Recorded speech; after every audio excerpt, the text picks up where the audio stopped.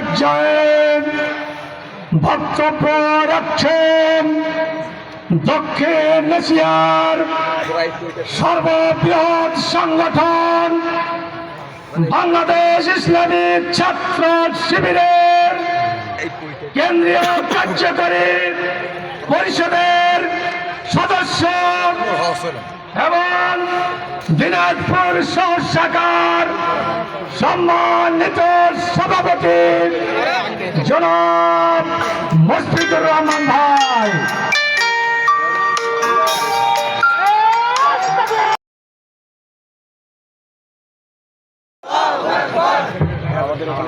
আলহামদুলিল্লাহি রাব্বিল আলামিন ওয়া আকিবাতু লিল মুত্তাকিন والصلاة والسلام على رسوله الكريم وعلى آله وصحبه أجمعين।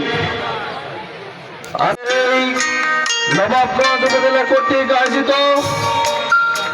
নির্বাচনী জনসভার সম্মানিত সভাপতি, প্রধান অতিথি, বিশেষ অতিথি সহ আজকের এই নির্বাচনী জনসভায় উপস্থিতিবৃন্দ সকলের প্রতি জানাই সালাম, আসসালামু আলাইকুম ওয়া রাহমাতুল্লাহ। উপস্থিতি, আজকে নির্বাচনী প্রচারণার শেষ দিন।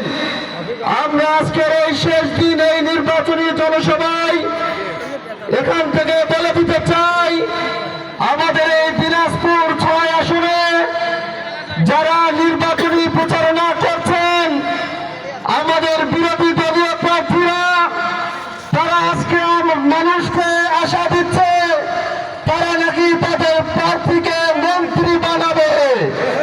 আরে ভাই, আমরা তো করি আগে আপনি এমপি হন, তারপরে না মন্ত্রী। আবার তাদের প্রধান নেতা এসেছিলেন, সেই নেতা কিন্তু বলে যাননি তাকে মন্ত্রী বানাবে। এজন্য তারা মানুষকে মিথ্যা আশ্বাস দিয়ে মানুষের কাছে ভোট পেতে চায়, কারণ তাদের কাছে নৈতিকতার কোনো পুঁজি নাই। তারা তো মানুষের উপর যে অন্যায় করেছে, যে চাঁদাবাজি করে, এজন্য তাদেরকে মানুষ এবার লাল কার্ড দেখাবে ইনশাআল্লাহ।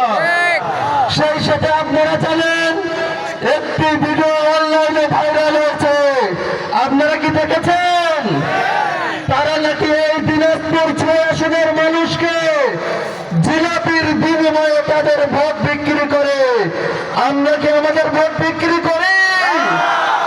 আমরা তাদেরকে আগামী ১২ তারিখে দেখিয়ে দিতে চাই, দিনাজপুর ৬ আসনের মানুষ টাকার লোভে, জিলাপির লোভে তারা তাদের ভোট বিক্রি করে না।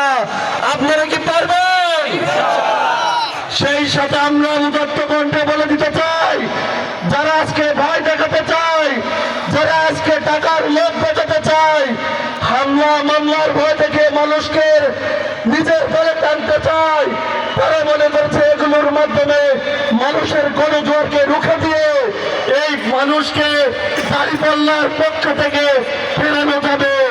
আসলে তারা ভুল চিন্তা করেছে। এজন্য আমরা বলতে চাই, আগামী ১২ তারিখে কোনো ভয় নয়, কোনো ভীতি নয়, আমরা আমাদের হিম্মত নিয়ে ময়দানে দাঁড়িয়ে থেকে রেজাল্ট না দেওয়া পর্যন্ত আমরা কি ময়দানে থাকতে পারবো? সর্বশেষ বলি, যে সম্মানিত উপস্থিতি, ইতিমধ্যে